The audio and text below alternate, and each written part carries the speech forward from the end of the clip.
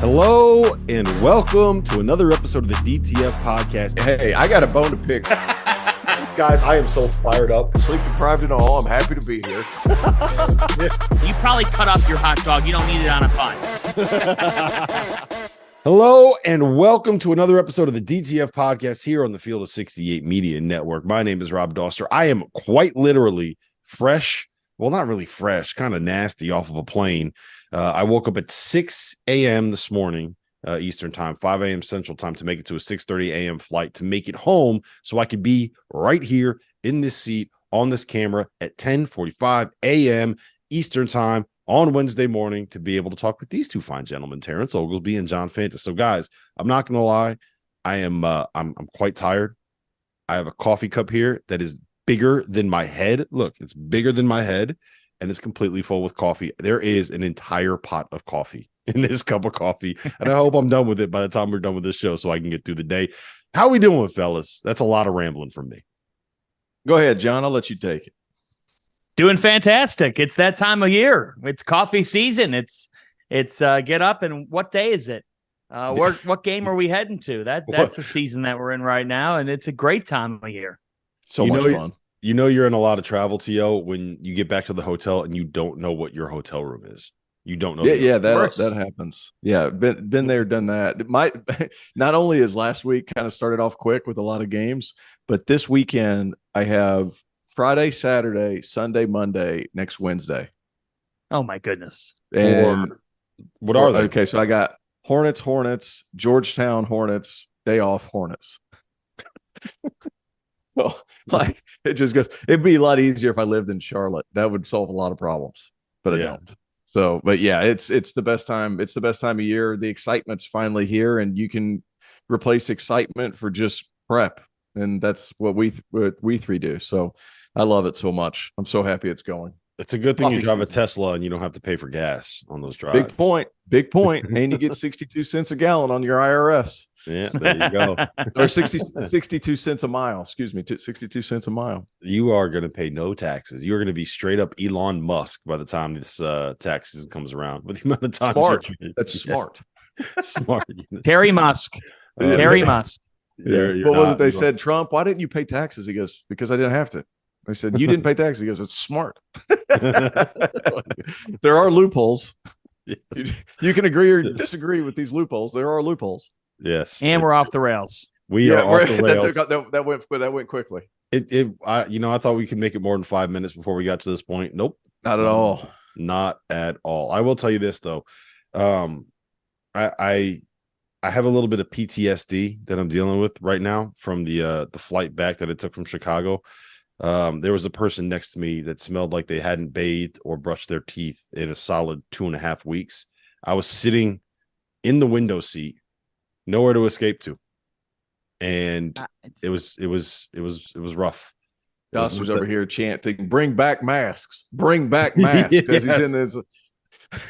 I was actually thinking that like this would have been a lot nicer if this was 2021 and you couldn't get on a plane without a mask. So yeah, there's no excuse for that. You gotta take a shower before a flight. I mean, as much as you have to bathe before you enter a pool, it's more important. Or they say that, right? They say come. Nobody does it. Nobody does it. Yeah, but they should make it for as much as people don't regard that. You've got to put some regard. You got to show up. There needs to be like a hygienic meter for someone to board a plane. Like a minimum. It's just got to be a minimum barrier to be able to be in society, right? Like, how about this? If you haven't brushed your teeth in the morning, buy a pack of gum. Not that hard. Right. And no one's going to know the difference. You're going to still feel a little bit grimy, but you're not going to be stinking up everybody around you an entire row on an airplane. So that was quite traumatizing, and I'm glad I made it through. All right. I wish you would have Larry Davided it and be like, God, just do us all a favor whenever you come on the airport and you come to the airport, shower a little bit. This is rude. And she would be like, you're an asshole. And then you would be like, you're an asshole. That's all about. You're an asshole because now I'm trapped. I'm clean. I'm clean. I did my hair for the flight. Like, I'm good. Come on, man. Like, what are we doing? Come on. Be respectful to your peers and shower before you get on the freaking airplane. Would it have been out of line if I would have just taken the pack of gum and been like, "You need this"? No, I've done it. No, I've done it. Hey, dude, don't mean to be mean, but you need this. God bless you. You need this. You need this in your life. Oh man, I need it in my life. You take this. Yeah. There's a joke that I can make right now. I'm just gonna move right on past it, Fanta. I'm just gonna move right on past it. We don't need those issues. We don't need that drama. All right, let's talk about the games that we have seen. Can't be as bad as Vegas. It can't be as bad as Vegas. He said he wasn't gonna make it. I'm gonna make it. But you guys are nicer than me. I'm gonna make it. I said none. Dude, that dude's breath was so bad. I was laid up for 2 days in a hotel. Dude, like I'm pretty sure Teal's not lying. Teal's not lying. He could have been charged with murder if I died in that hotel. It would have been his fault. Those 4 days were all. It wouldn't have been the only murder that I witnessed that weekend in Las Vegas. So, yeah, that's true. I forgot about that. We went. Oh, I thought you were talking about Arkansas and Gonzaga. No. And 9 minutes in, no one knows what we're talking about. All right, let's talk about heavy on felonies and tax evasion this morning. Yeah, I know, right? Hey, by the way, how was the Mark Titus show? I watched a bunch of it. It was good. Mark's good. You know, we just talked about Champions Classic. I was on there for about 30 minutes. Wax poetic about Kentucky and how big a fan I am of them. Like, yep. My goodness, that was before they played. Hey, look, you know what? Let's go straight into that. We'll talk about the biggest takeaway this season here. That's a perfect segue from host T.O. Kansas erased a 14-point second half deficit. They were down by 6 with 3:46 left. They ended up winning. Hunter Dickinson had 21 points. 27 points, 21 boards, 3 steals. DeJuan Harris looked like the best point guard in college basketball. Kevin McCullough had a triple-double. And I still feel like coming out of that win from Kansas, T.O., the story was Kentucky and how good they looked. Is that crazy? Yeah. No, you're not crazy. I thought they looked great. A lot of those turnovers and things that are happening right now with Kentucky, those things are going to be fixed by January, February. And Cal's revamped that offense. There's no more dunker spot 5 man. Trey Mitchell stepping out and playing at the top of the key. That lane's wide open. And DJ Wagner, look, I hate to be hard on freshmen like this, but he wasn't very good. He was 1 of 12. He couldn't throw it in the ocean with his feet in the water. Like, he had a really hard day. Same with Edwards, who everybody's kind of touting as like the next guy. He was 0 for 6, couldn't really get involved. He made impacts elsewhere, and he's kind of their NBA pick because he's 6'8", he's long. He's listed at 6'8" anyway. He's long, and he does a lot of things on the floor. I just, that all being said, and then you throw in Reeves, who was 7 of 25, and they still put up 84 points, and they held control of the game for the longest. And really what happened in the second half is Kansas just started doing old guy stuff. Like, Bill Self went back to getting deep post position with Hunter Dickinson. Hunter Dickinson was a dog in that second half. He was a dog. There's no other way to put it. He was bigger than everybody, and he played like it. He was posting up a long way away in their first 2 games. Bill Self against Kentucky was like, there's not going to be that. You're going to go down and you're going to steal deep, and I'm going to put you in position to be great. And he was great. This version of Hunter Dickinson is National Player of the Year material. 27, 21 at the rim, scoring in a variety of ways, knocking down threes. Like, I was curious how him and KJ Adams would play together. Like, they've done a nice job of inverting those guys. When Hunter's in there, they put KJ in the far corner, and conventional thinking like, well, there's no shooting, they're going to help. They don't let him stand out there and shoot. They send him to the basket to cut.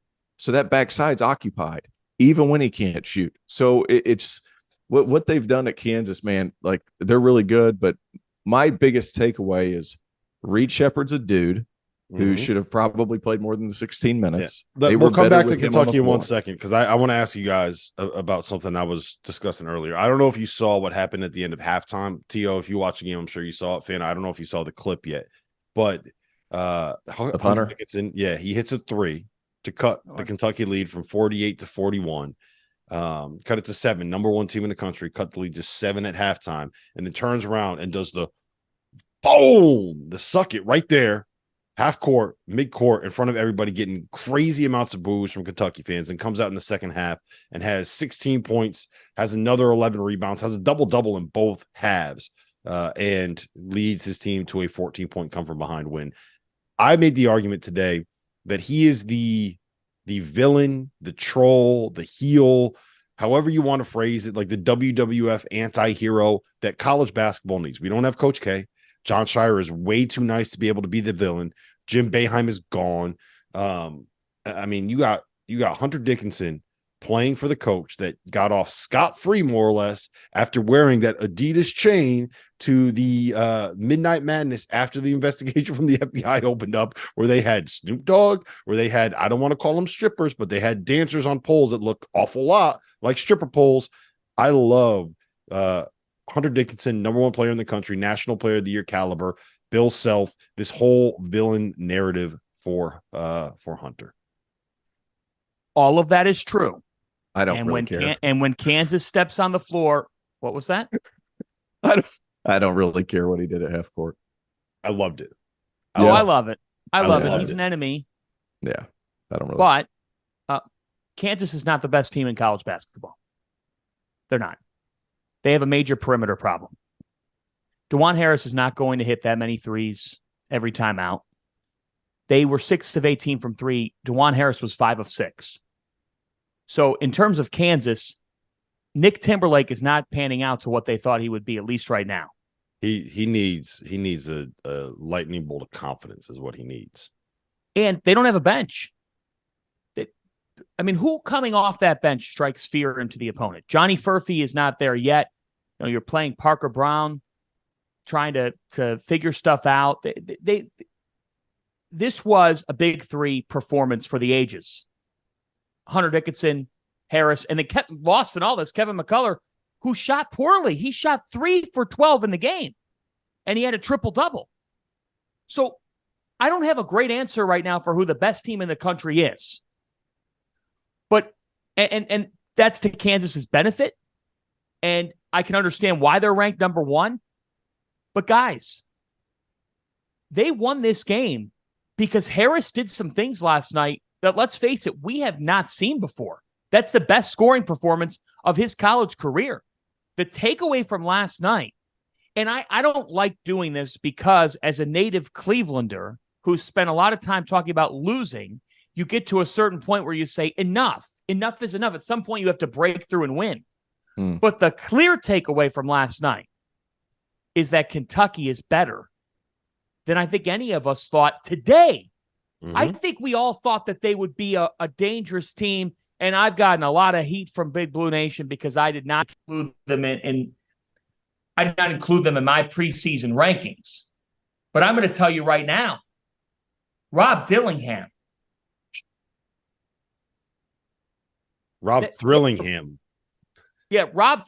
and Adu Thero, Thero's ability to make electrifying plays was spectacular to watch. The biggest thing with Kentucky is two things. Number one, they got to shot economize more. Antonio Reeves, 7 for 25 is tough. All right. You're right. I thought his shots were okay, though. Like, he missed okay shot. Like, he missed shots that he should have taken. But go ahead. Sorry. He had a couple heat checks in the second half, but like the heat checks came after he hit 2 shots in a row. And it's like, well, I mean, that's what you do when you're a shooter, right? Yeah. It does. It is, but I still I fear, Terrence, I have a fear that trend doesn't go away. And when you're playing the elite in March, if he's taking some of those shots, I get concerned. John Welch was a great hire. Kentucky is better than I thought. I think they're better right now than anybody thought. And I'll be curious to see what happens when Aaron Bradshaw and when Ugonna Onyenso are back, because you can't tell the story of this game without saying Kentucky didn't have anybody to even combat Dickinson. They didn't have anybody to guard him. You gotta be able to say that about this game. The biggest thing for me, though, okay, I'm sorry, I gotta be honest here. All right. Last 2.5 minutes of the game. Yet again, experience, coaching come into play, and Kentucky wasn't ready for it. Yep. I have a lot of questions about some of the decisions that Coach Cal made, but I will say this. I think Kentucky right now is where we thought they would be in February, right? And I think that I agree with that. I think that is a great sign for them moving forward. I will also say, to me right now, beyond like the obvious stuff with the 7-footers and Aaron Bradshaw's foot and whether or not Nietzsche can get healthy, like those are obvious issues that any team's going to deal with. This just health stuff. To me, the biggest question is this. You mentioned Reed Sheppard being a dude. 100% agree. I think he needs to play. I think he's best as like a secondary creator, right? He needs another ball handler in the backcourt with him. I don't think you want him to be the primary guy. I thought he was best as a primary yesterday. I think he's very good. I think you want him in a 2-guard backcourt. I don't think you want. I think you want him handling it and DJ playing as a secondary ball handler. See, I was going to say, I think your best lineup right now, if you're Kentucky, is probably Reed Sheppard, Robert Dillingham, Antonio Reeves, somebody at the 4, and somebody at the 5. Like that I'm a little less concerned about the 4 and the 5 spot. So if you are Coach Cal and you brought DeJuan Wagner's son to Kentucky and he picked Kentucky over going to play for his grandfather who was on the staff at Louisville, right? What do you do in that situation? How do you navigate that? You just put him on the bench and say, let's figure it out and let's go. This guy's better than you. Like, can you do that? Yeah. Yes. What the hell? Enough with the politics. This is about winning now. Cal has to wipe away any politics. Cal is fighting for his job. I mean, you always are in Lexington. You always are in Lexington. You've got to perform. Like, here's the thing. John Shire did this last year. It has been done, and it should be done. You've got to ride your best horses to win. You create more of a culture problem if you do not. And it did feel like last night they were trying to give some guys opportunities to see what they were made of, and DJ Wagner didn't have it. Now, does that mean that DJ Wagner couldn't have it in 3 weeks? Of course not. You just said it. It's November. It's November the 15th. It's a long season. But you are doing a disservice to the guys in your locker room if you don't play the 5 that give you the best chance to win. And Robert Dillingham and Reed Sheppard are clearly right now the guys that you've got to ride to win these games. No ifs, ands, or buts about it. When your job is on the line, politics have to be removed, because if you let politics be the reason why you go down, that's just short-sighted.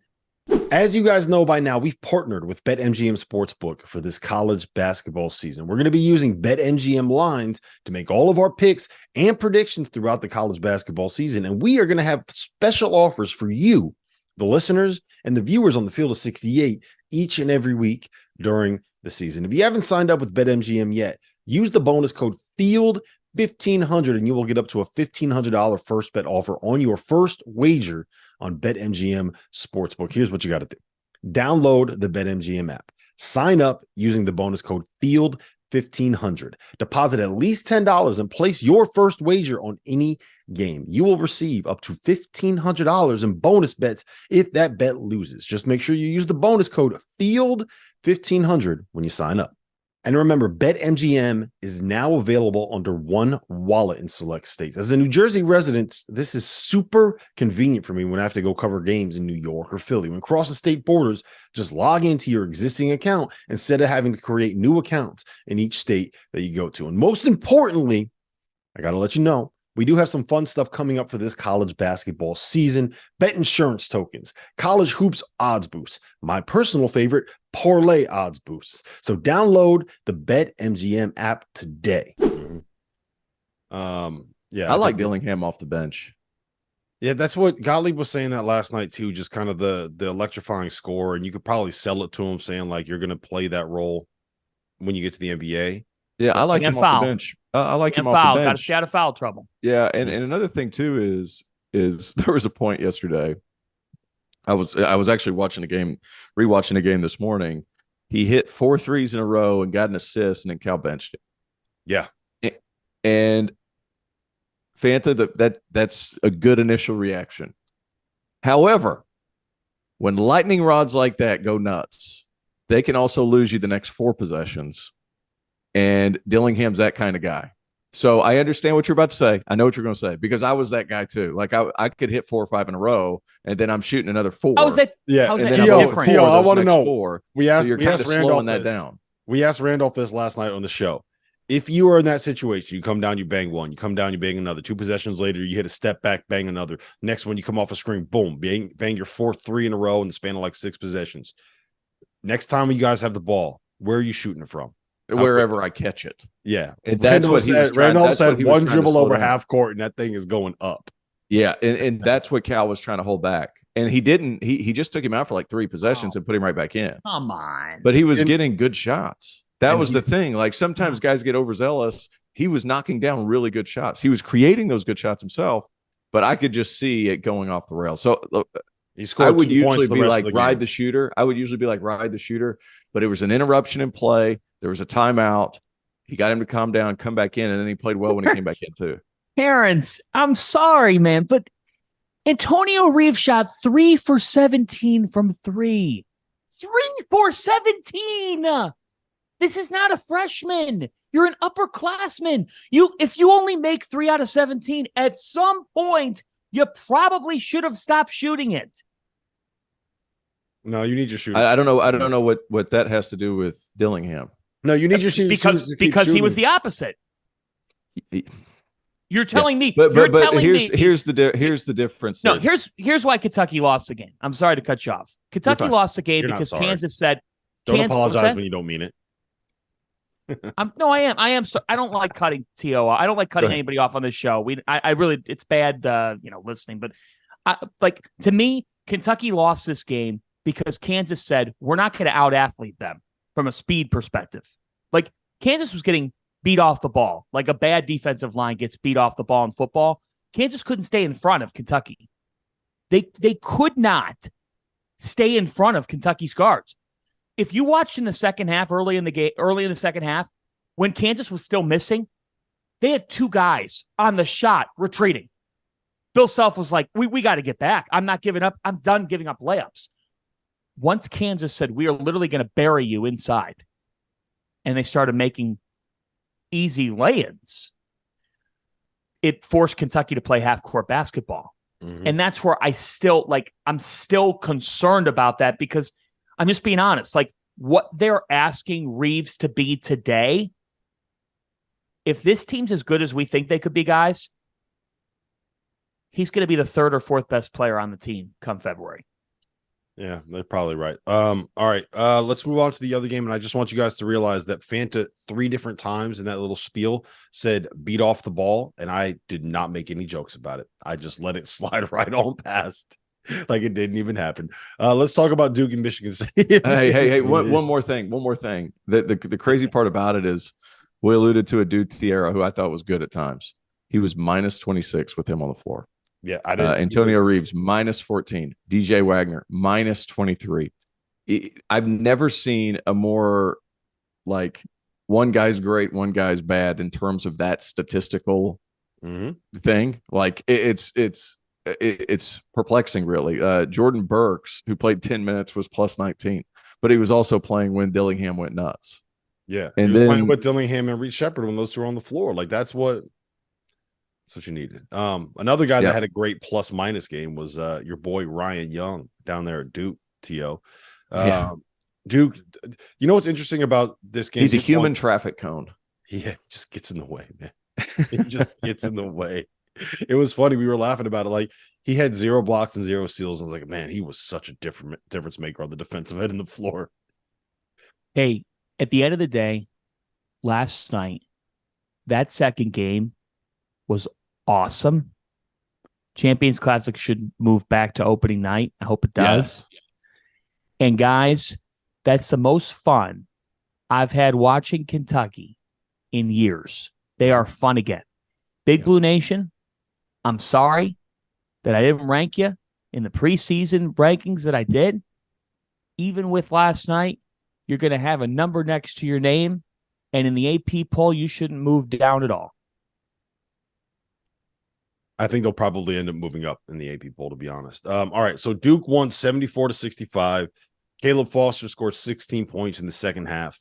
Tyson Walker tried to lead another comeback on his own, 22 points, but it just wasn't enough. AJ Hoggard didn't show up. Jaden Akins didn't show up.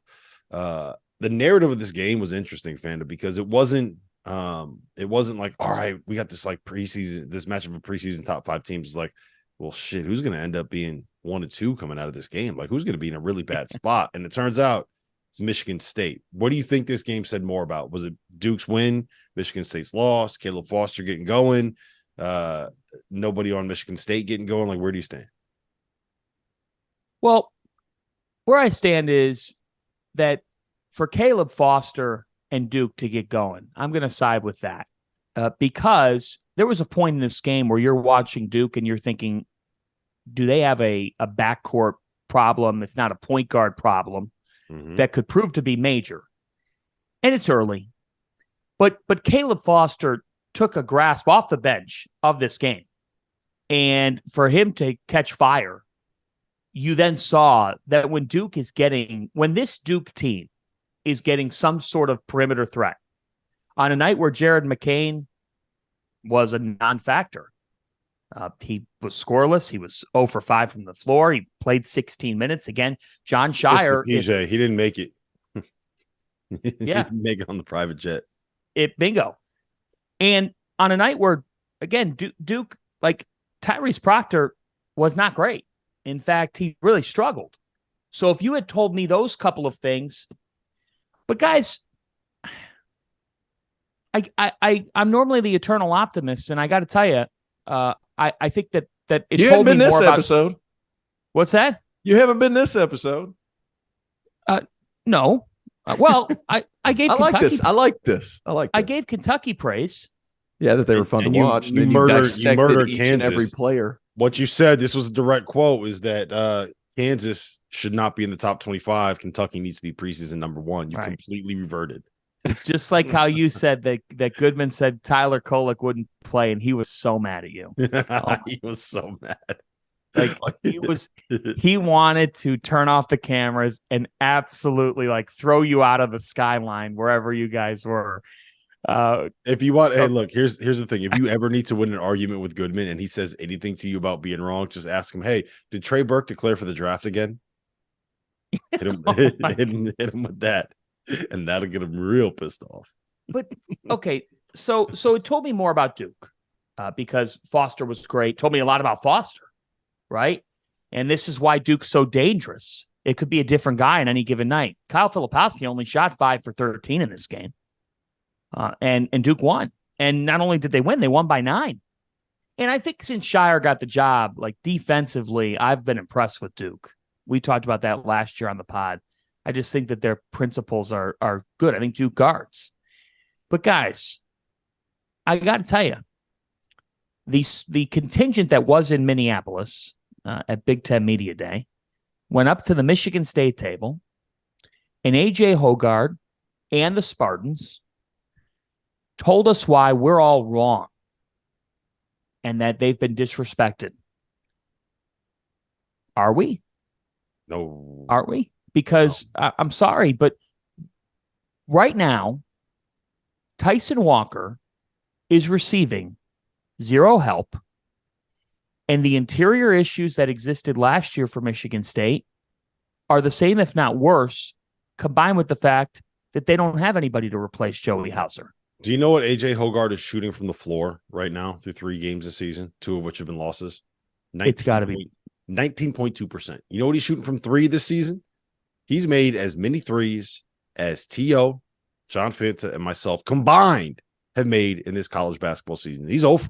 He hasn't made a 3 yet this year. That can't happen. No. If you're AJ Hoggard, that can't happen. They're relying on him to be the complementary piece, and it's not there.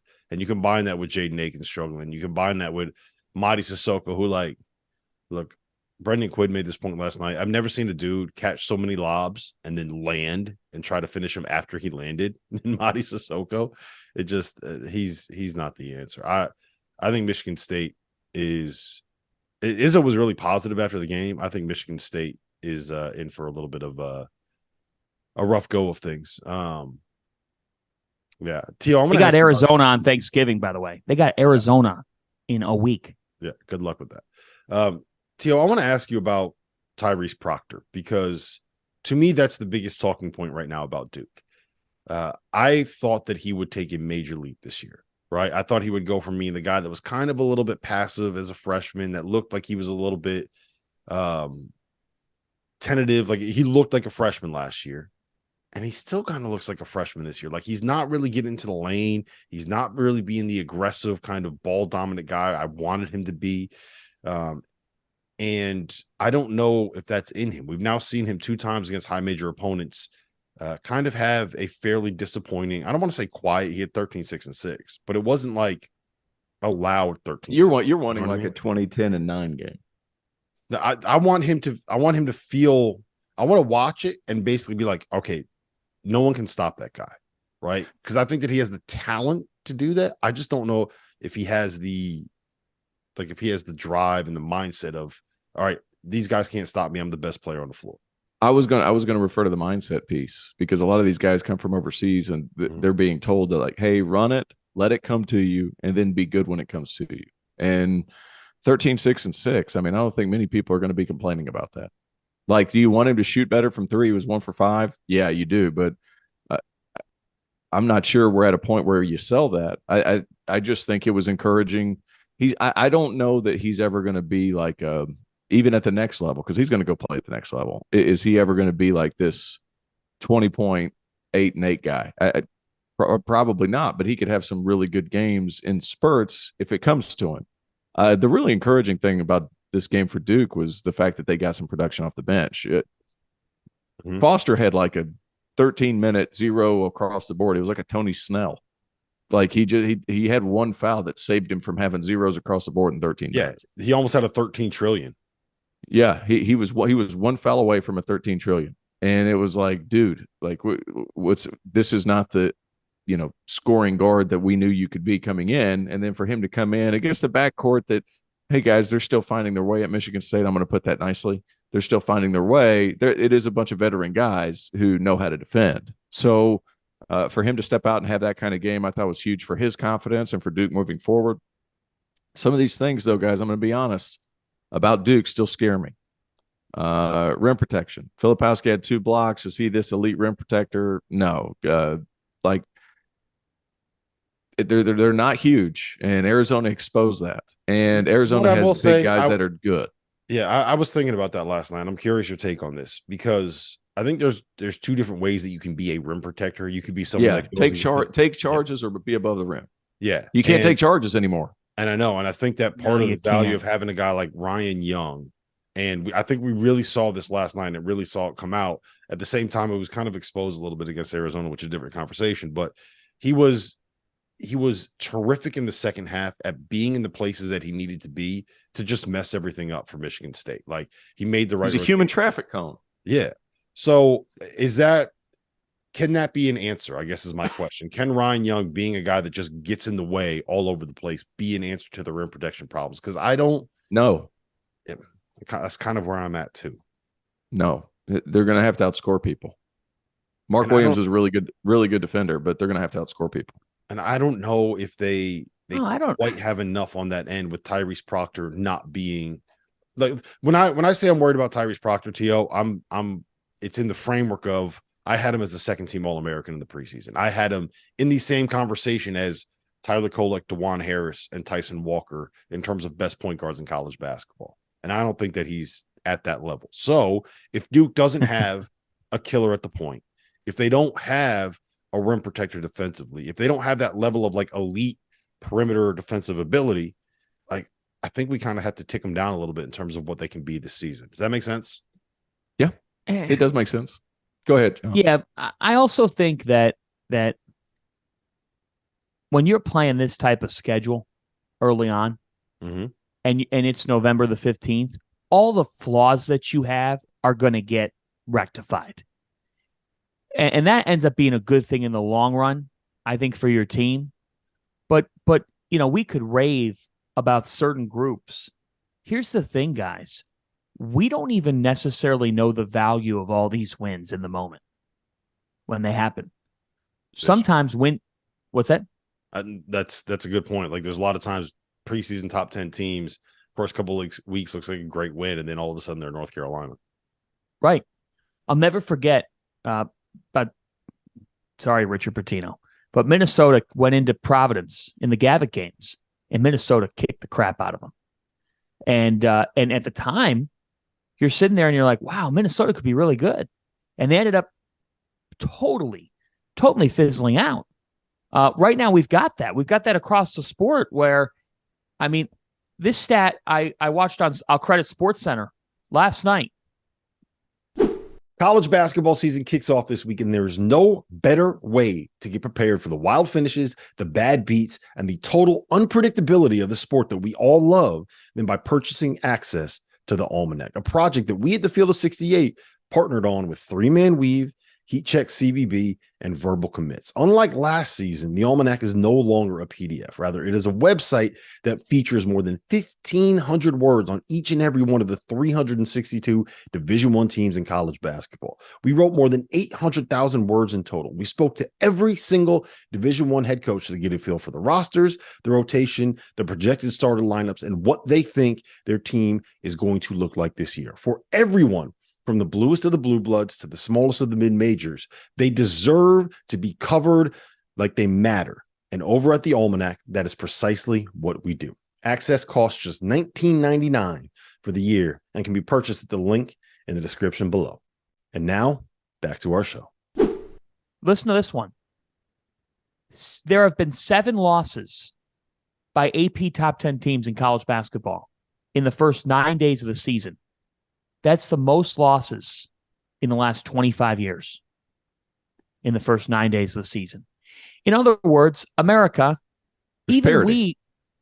coaches of these teams, Rob, you're talking to these coaches after games. Terrence, you're talking to coaches. We're talking to coaches. Some of the coaches of these actual teams are saying, got to be honest, when the ball goes up, I'm figuring things out too. So I credit the people who are willing to play people, and Duke's playing people. So we're talking about them because we've got real material stuff on them. Can we necessarily talk about, we could rave about UConn winning by 50, but do we really know much about them? The fact is no. So it's easier to point out the flaws in a team when they're actually playing people during a time of year where, guess what? You should have some flaws. You should have some things wrong. And maybe that's why I was so impressed with Kentucky, because they didn't have a lot of flaws. And maybe that's why we're all so disappointed in Michigan State. I mean, let's face it. This has to be a gut punch for the Big Ten. This was the team, along with Purdue, both expected to be legitimate national title contenders. Michigan State is not that. That's a perfect segue, Fanta. Thank you for doing that, because I want to revisit our friend Terrence Oglesby's viral take. And it went viral, mini viral, a little bit viral, kind of viral. Not as viral as my 1 million view TikTok, by the way, guys. Look, you had a 1 million view TikTok? I had a 1 million view TikTok. It was I went up to the highest seat in Cameron Indoor Stadium, and I just panned around and I said, this is the worst seat in Cameron Indoor Stadium. And it's got 1.2 million views right now. I just want to let you guys know that when I hit it big time as a TikToker, and I'm famous and I'm viral and I'm basically out there with like the Logan Paul brothers, doing these celebrity boxing matches, I'm not going to forget you guys. Jake Paul brothers, whatever they are, the Paul brothers. No, but I'm just kidding. I wanted to, I just wanted to revisit that because I think I've come around on the opinion that you had. Now, I still don't think the ACC is the second best league in America. I think it's better. It's better. Guys, I realize it's not the second best league in the world in the country. It's much better this year. Yeah, and I also think that the Big Ten, there's a lot of teams with a lot of issues in that league. Wisconsin, Maryland, Indiana. What's up with Connor Asigi and why isn't he playing? There's a back injury and there's something going on. There's something going on there. Greg Gard telling reporters post-game last night that they'll have to ask Connor why he didn't make him available. Why his why his availability was limited. Okay. So immediate counter to that. That is a horrible move. And I think Greg Gard's a good coach. That's a bad move. You cannot. You want to know why he didn't play much? I think he's a little ticked off because the shots he was supposed to be taking for his team this season are being taken by AJ Storr. That's not. You might be right about that. He was supposed to step into that starting lineup and he didn't step into it. But yeah, you're not wrong. All right, so but Big Ten question marks. Big East, it might be a 4-team league, maybe a 5-team league this year. Might be 4. Kyle Neptune kind of blew that up for us. And then look, I watched a bunch of these ACC teams play. T.O. Clemson's good. Like good. Like yes. They're going to be a top 4 team in that league. Good. Like PJ Hall is a dude. Good. Chase Hunter. I picked him third. I picked him third. North Carolina, I'm still in on them. They got some question marks. I'm still in on them. Virginia, Ryan Dunn is a dude. He's being projected in the first round by a lot of people. Like he is a monster defensively. He can switch everything 1 through 4. He's like 6'8". He looks like he bulked up this summer. Combine him with Reese Beekman, a couple shot makers. They're really good. Who's the second best league in college basketball right now? SEC. I would say the Big 12 and then the SEC. Big 12, SEC. Who's third? Big East. No.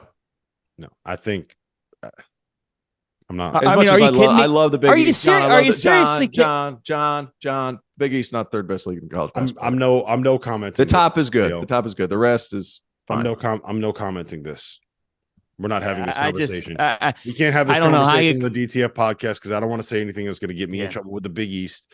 You know, me and Steve Shear. I love the Big East. But no, you don't.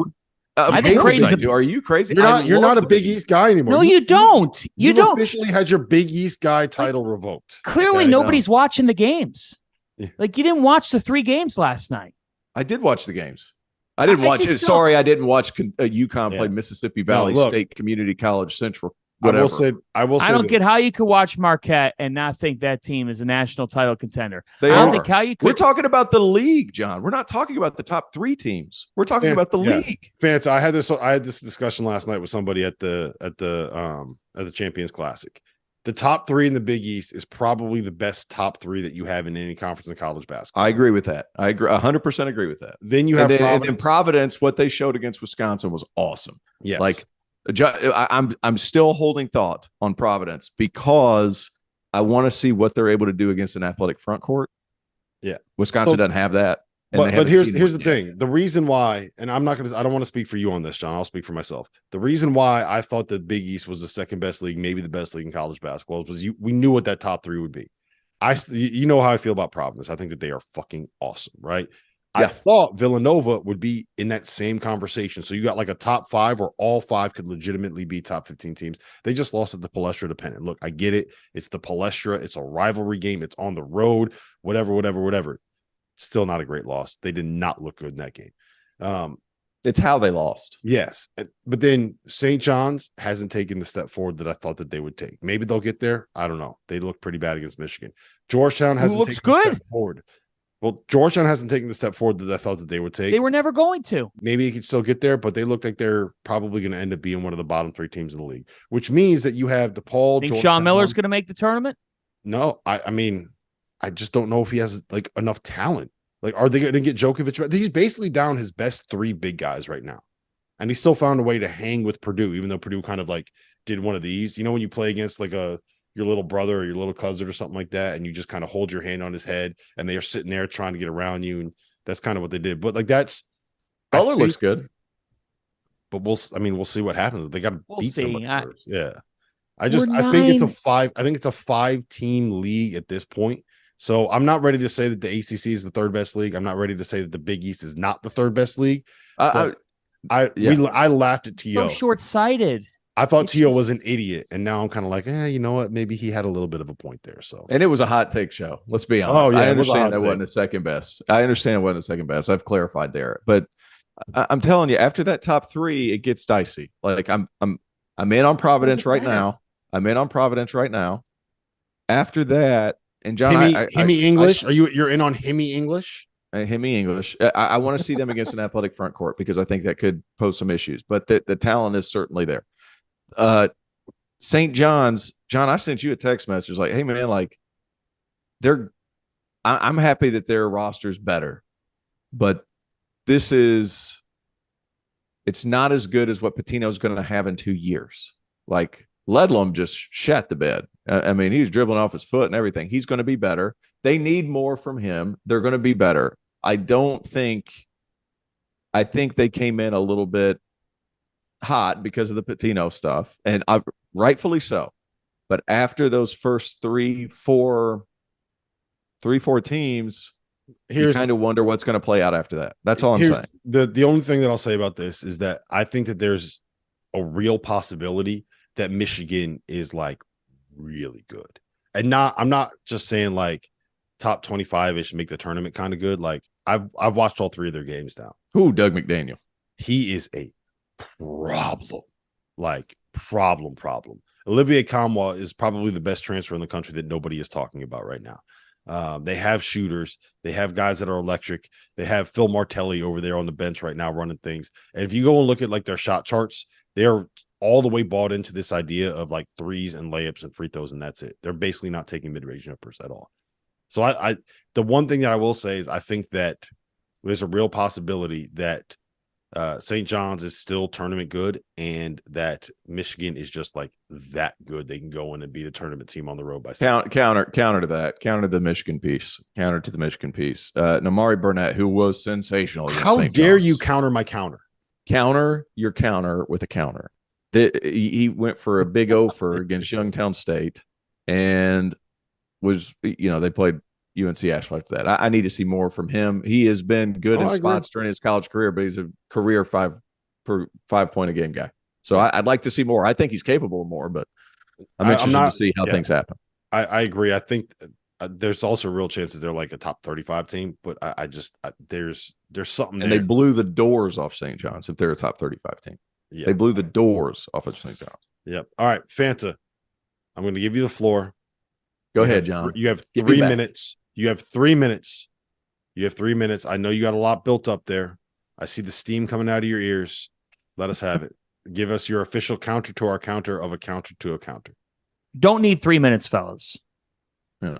But very briefly, we're 9 days into the season. Yep. It's a bit short-sighted to proclaim who's great and who's not. Quite yet. That's our job, but it's a marathon. And I'm sorry, but if you've got 3 national championship contenders, legit, this league cannot just be 4th or 5th. Like, I'm not here to say it's the best because it's not. The Big 12 deserves that title. The SEC absolutely deserves 2. But when you have a strong top, and it's not just any top, it's a top that has 3 big time heavyweight title contending teams. I can't sit here and not when Providence beat the brakes off of Wisconsin and has looked better than I thought. Not when Xavier looked better than I thought against Purdue. A lot of people thought that game was going to be an absolute blowout. Now, Purdue had control of the game, but it's a marathon. St. John's got their brakes beat off them and is a long, long way away. But, man, I'm not ready to sit here and proclaim. I think we overhyped the Big East. But I also think that this is still a top league, a top 3 league in college basketball. We sometimes get into the world of absolute definitives to a point that we can't have both statements be true. This is still a good league and could be a great league depending on what happens with St. John's, Villanova, and Xavier. Let's see what happens with that trio, and maybe Butler surprises some people. I wouldn't count out Seton Hall quite yet, who actually has roster continuity and has looked better because of it. But this is a 6-bid league, and you can wager with me. This league will find a pathway to 6 if the 6 is in Dayton. I would set the line. That's my belief. I think the line is 5.5. I think that's where I would set the line on tournament teams for the Big East. Yes, but to say that the league is in trouble or there's cause for major concern. No, nobody's saying that, John. Okay, then what are you saying? I'm saying that they're muddled in. The Big East is muddled in with the Big Ten, Pac-12, and the ACC. I think after those top three, there's a drop off. I think it's top two, right? Yes. Excuse me, top two, 1, 2. After that, I think there's a drop, and then there's depending on the night with the next 4 leagues. That's all I'm saying. I just, like you said, there's no definitives, but I think there's a pretty much, there's a mud of those next 4 conferences. The difference in the mud is that the Big East has a trio that can all win the national championship. Mm-hmm. The other leagues that you just listed do not. They don't have that kind of strength. The difference in the mud is that if you're a middle of the pack Big East team on the bubble and you get those 3 teams at home and you knock off one of them in February, you now have a win that others do not have. And the other difference is this. At the end of the damn day, what we end up talking about is what happens in the first weekend of April. So, we've talked about this before on this very show. Depth in bids versus strength of seed.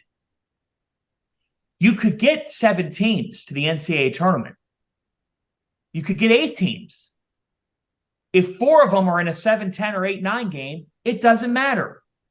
You can't make this argument and then go against the ACC over the last couple of years, because the ACC has put teams in the Final Four consistently too. They've put teams in the Sweet 16 consistently too. So the argument you're making for the Big East right now is the same argument I've been making for the ACC for the past 2 years. So just for perspective there, that's kind of where I'm with you. Big East is still good. The top is still really good. But that's the exact same argument that I've made for the ACC over the past couple of years. And how have you guys looked at the ACC? Not good. So when the argument's the same, that's my only claim. Big East still good, John. I'm not disagreeing with you. It's still very good. And when you have 3 teams that are as highly touted, national championship is strong for me. But I do think there's 3 teams that are legit Elite 8 candidates. Your mic is out again. I disagree with you. Not all 3 teams can win the national championship. No, I think Creighton's the best team in the league. I mean, do you? Guys, they're ridiculous. Guys, they scored on 20 of their first 25 possessions in the second half last night. Mm-hmm. Trey Alexander is a pro. Yeah, 23-11. Oh yeah, he's been of course. Yeah, he's very, very good. All right, let me ask you. I know I get accused for propping it up, but this is the best at the top of the Big East. This is the best it's been. Yeah, you're not wrong. We're beating a dead horse when it comes to this. So let me ask you guys this, and we can get you out of here. After everything that you've seen so far, we've got 10 days of basketball coming into the season. It was Kansas, and then probably Duke, and that's what everybody had as like the 1-2, right? Out of what you've seen, T.O., who is the best team in college basketball right now, or is there a best team? You got Kansas, you got Purdue, you got Marquette, you got Arizona, you got Houston, you got Creighton, you got UConn, you got Tennessee, who's looked damn good. You got Duke still in the mix in that conversation. I think, who's the best team that you've seen? I don't think there is one. Every team that you just mentioned has very recognizable flaws. You talk about Purdue with some of, the athleticism issues, which are still there. You talk about Kansas, which we've talked about perimeter shooting. That's still there. There's as much parity right now as there's been in a long time in college basketball. And I love it. It's the best. Right now, I don't think there is one. If I had to side with one, I would lean Arizona because what they did at Cameron Indoor and how they did it. John? I agree with that, Steve. You have to reward the team that went in and got the best win thus far. It's unfair to not do that. If I said Arizona or the field in the long run, you take the field because it's so early in the season. But I'll tell you what, that was such a gutsy win by the Wildcats. Keshad Johnson brings national championship experience to that group, and you could sense it late. And like Caleb Love wasn't great in that game from a shooting perspective, but he made the biggest pass of the game when he found Johnson underneath. And that was such a great sequence. So like Tommy Lloyd is 63-11 as the head coach of this program, but everybody's going to rag on him because he lost to Princeton. It's not all that different from, I mean, it is different, but like when Arizona steps on the floor in March, they also have a lot of naysayers, and maybe they have a redemption arc to their journey as well. But they're deep. Pele Larson's one of the more underrated players in the country. They've got athleticism, they got versatility, they can switch. Like they are, and they're very efficient on the offensive end of the floor.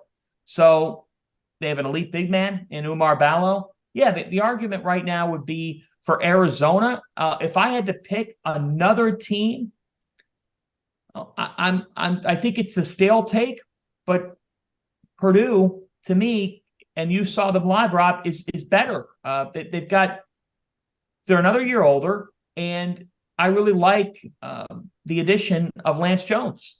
Yeah, they have good guard play. Like I think I would probably keep Kansas at number 1 in college basketball right now. I think I would probably say they are the best team because I think they have one of the best point guards in college basketball, arguably the best center in college basketball, and the best coach in college basketball.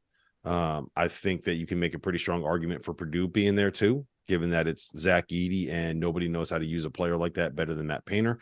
And the step forward that Braden Smith is a different dude this year. Like you can see it in his confidence, the way that he carries himself on the court. I think he's going to be very, very good. And I think Arizona is the third team in that top tier. Like what they can do defensively when you see it in person is they have 4 guards that are built like 215 pounds. They are built like strong safeties, man. Keshad Johnson brings an entirely different dynamic to the 4 spot than Azuolas Tubelis did. And Kylan Boswell is a through and through. I love that too. He's one of my favorite players in the country. Like he is a through and through winner. So I think that those 3 would be the top tier. But again, look, Tennessee with Dalton Connect, like they might be a problem this year. You know, Marquette, they are. What a story he's been. What a story that Dalton Connect's been. Mm-hmm. Hey, I'll say this: there's nobody. I don't care who they play. It's going to be hard to guard Marquette. They're going to be able to score 80 against anybody. They're good. Good guys. They're good. I saw a picture of Tyler Kolek's ankle before the game today, and I have no idea how he was able to get up and run up down the floor. Jason Minetti actually had a great story on the broadcast. Do you know what he said? He said that in the shoot around, Tyler Kolek came out there, swollen ankle and everything, and just started going out there and dunking in the warm-ups for the shoot around and just walking around screaming, fresh legs. Who's got fresh legs? Who's got fresh legs? And then went up and go dunk again. Fresh legs. I love that kid. So before their games, before their Friday game, their second game, Kolek, Scott Kuykendall comes over and is talking to me and Jason Ross Jr. And he's like, man, Kolek, he goes, he's watching film. He starts sending me clips of assists that he should have had that I didn't give him. Kolek comes over. I said, hey, T, I heard he's shortchanging you on assists. And he looks at Sky. He goes, hell yeah, he is. What the fuck? and he starts going off on him for like a minute. Scott's just sitting there like, he took like 4 dribbles. He goes, he said, that's a home assist. I got to get my numbers up. Like ripping for SID because he's not giving him home assists. I love that. So tough.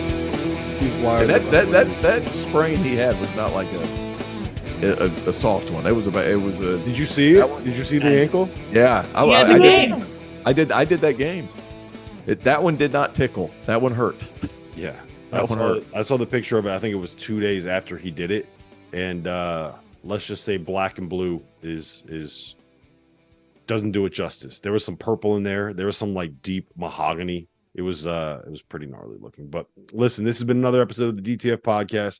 Been a blast, guys. We had a lot to talk about. Always good to catch up with you. Always good when the 3 of us are not flying around the country and we can kind of sit down and chat and yell at each other about whether or not the ACC is the third or fourth best league in college basketball. It doesn't get much better than that. So like, subscribe, rate, review, do all the stuff that makes us happy as podcasters, and we'll see you guys again next